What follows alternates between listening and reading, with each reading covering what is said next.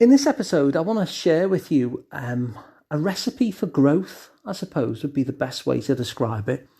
And it's something that I happened upon myself a few years ago that I tried out and found that it really worked a treat. And it does involve as well, which is a benefit, I think, exercising your overcoming fear muscle.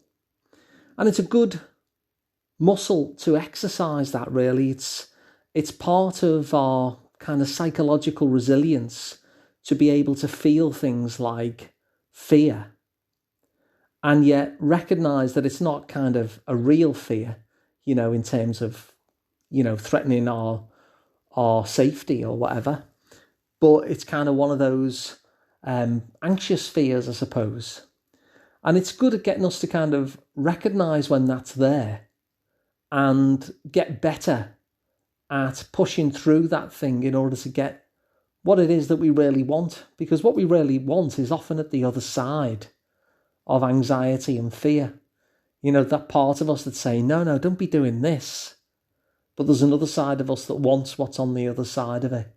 And so this recipe that I'm going to give you is something to kind of try out over and over again, I suppose, like any recipe, until you get really good at it. And it'll help you get that psychological resilience to feel anxiety, to feel fear, and push through it simply because you know that the good stuff is on the other side of that anxiety, is on the other side of that discomfort. So rather than finding the discomfort and running away from it, kind of pushing through because we know that the good stuff is on the other side of that anxiety hill, if you like. And the recipe for growth that I kind of happened upon and then tested it over and over and over again, is that growth consists of two things. Something that you find really appealing, and something that you find really scary. And if you can find something that you feel a real strong pull towards, but also you have a real kind of, oh God, no, towards it as well. Like it kind of scares you at the same time as you find it appealing. That's often a good example of the kind of things that grow us. So I'll give you an actual example. So I remember the first time, you've heard me talk about being involved in improvised theatre. Well, I remember the very first time I went to any kind of theatre stuff. And the reason why I went is because I noticed that these two things were present. I noticed that it terrified me, but there was actually nothing genuine to be terrified of. The worst that would happen is that I would kind of maybe look a bit daft or whatever. I wasn't going to be in genuine danger. So it wasn't that proper terror. But yeah, I felt this kind of real fear around going to this theatre group that I'd been invited to. And yet it really appealed at the same time. And it was the same when I went and did improv for the first time. I felt a real scare around it. The kind of scare that gets you hovering at the door, debating with yourself, are you actually going to go in or not? But at the same time, it really appealed to me as well. And I realised that this kind of package, where we're both terrified by the very idea of doing this thing, but also really appeals to us. That's a real example, a real recipe for growth, because what happens is that the appeal can kind of help us just push through all the kind of fearful stories that we tell ourselves. So the fear there is good. It tells us that we're out of our comfort zone. And the way to widen our comfort zone, of course, is to keep on pushing beyond the limits of it. And what eventually happens is that the comfort zone will widen. And of course, it happens the other way as well. If you keep spotting the discomfort and spotting the fear and so start walking backwards, the comfort zone follows you until you get really, really tight and small inside of this very narrow comfort zone. And then it becomes very difficult to do many things. And so when we actually use that muscle, we face the kind of difficulty that comes with stepping outside of the comfort zone, and then the comfort zone widens to accommodate us. So next time we do it again, it gets a bit easier. The time after, it gets easier again. And like I say, the good stuff, the thing that was so appealing to you in the first place, where it is located is at the other side of the discomfort, at the other side of that terrified feeling that granted you could give into and step backwards and have your comfort zone either stay the same or even shrink. But the key to that resilience, that psychological resilience, is feeling the fear and doing it anyway, to quote an old cliche.